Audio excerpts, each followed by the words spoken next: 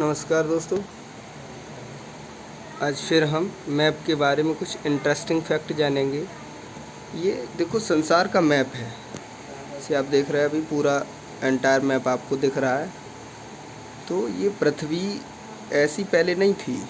पृथ्वी पहले थी, पूरा एक ये था, पूरा पेंजिया जिसे बोला जाता था, एक महाद्वीप था जो जिसे पेंजिया बोला जाता था। किस तरीके से था देखो, जैसे ये आपको लाल सागर दिख रहा है, ये रेड सी है।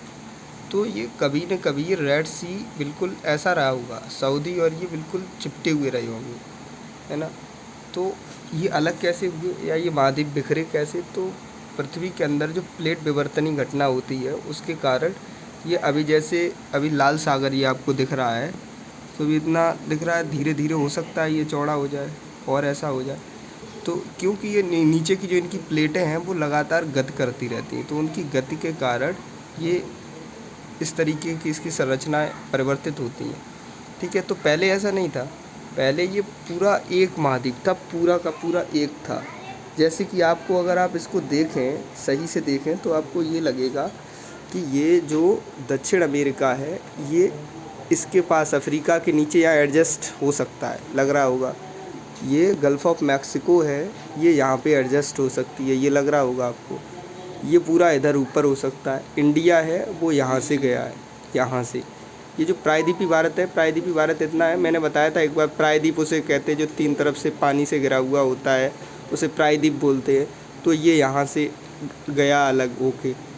ये जो आपको मेडागास्कर वाला रीजन दिख रहा है, ये यहाँ से गया अलग होके। ठीक है, तो ये एंटायर मैप को जब आप सही से देखेंगे तो आपको ये लगेगा कि ये एक ही टुकड़ा है और ये धीरे धीरे से टूट टूट के अलग हुए। आज भी ऐसा होता है, जो प्लेट विवर्तनी घटनाएं हैं वो हो रही हैं, जिससे कि देशों की और सागरों की लंबाइयाँ चौड़ाइयाँ कम हो रही हैं, लंबाई बढ़ रही है सागरों की। अब जैसे ये इसको ही देख लो आप,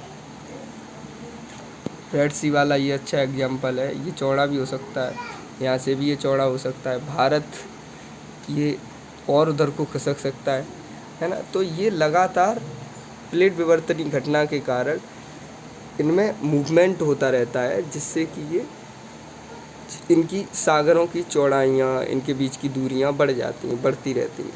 जैसे कि हिमालय की जो ऊंचाई है, ये यहाँ पे हिमालय पर्वत है, ये भी बढ़ रहा है। क्यों हिमालय पर्वत ऊंचा हो रहा है? क्योंकि ये भारत है, धीरे धीरे धीरे धीरे ये जो प्रायद्वीपीय भारत है, ये किसी दिन और बताऊंगा मैं किस तरीके से हिमालय का निर्माण हुआ। देखो ऐसा है कि हिमालय जो प्रायद्वीपीय भारत है वो जब आगे बढ़ा तो नीचे से प्लेटों का दबाव पड़ा। उधर मुख्य भूमि थी एशिया महाद्वीप की, तो मुख्य भूमि से इसका जब दबाव पड़ा तो ऊपर यहाँ पे हिमालय का निर्माण हो गया। ऐसे करके धीरे धीरे धीरे धीरे उठने लगा हिमालय। अब ये भारत धीरे धीरे अभी और उधर सरक रहा है, इस वजह से हिमालय की ऊंचाई धीरे धीरे धीरे धीरे और बढ़ रही। ठीक, इसी दिन डिटेल में समझाएंगे। तो अभी ये समझेंगे इस वीडियो में कि ये मैप जो महाद्वीप हैं ये कभी न कभी एक रहे होंगे पूरा, लेकिन आज इनकी जो स्थिति दिख रही है वो हो सकता है आने वाले समय में उनकी स्थिति कुछ और हो। ये 1-2 दिन 4 दिन की घटना, साल 2 साल की घटना नहीं है। इनमें कई वर्षें, हज़ारों वर्षें लग जाती हैं इनकी जो प्लेट विवर्तनी घटना है उसको होने में और इनकी दूरियां बढ़ने में। ठीक है, तो आशा करता हूँ आपको समझ आया होगा इसका कॉन्सेप्ट। Thank you.